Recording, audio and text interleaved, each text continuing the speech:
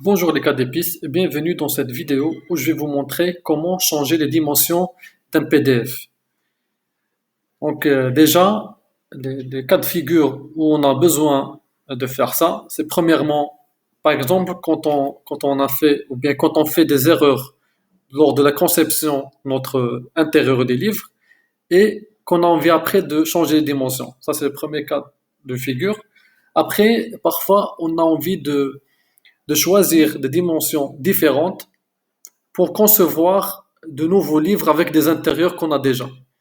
Dans ce cas-là, il y a aussi ce besoin de changer les dimensions d'un PDF.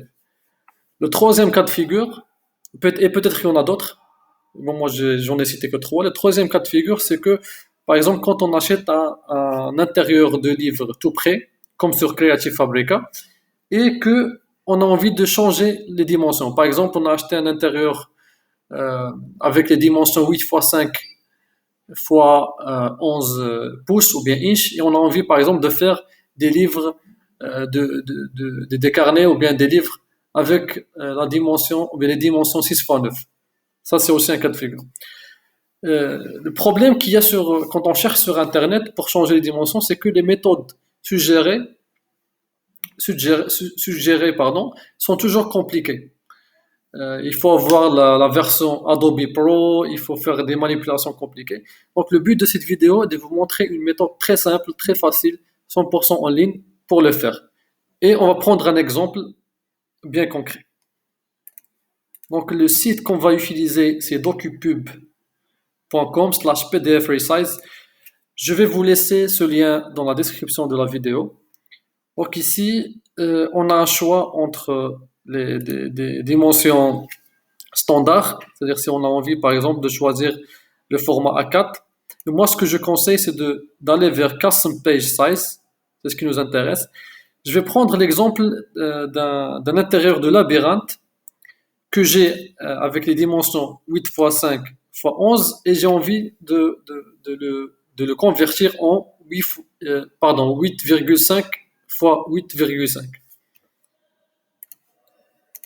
Donc voilà mon PDF, il est en 8 fois, pardon, je dis à la place de 8, je dis 8 fois 8,5 x 11 et j'ai envie de le convertir en 8,5 x 8,5 pour avoir un format carré. Donc voilà, après il suffit juste de choisir son fichier et cliquer sur Upload and Resize. Après on attend le temps que ça soit fait.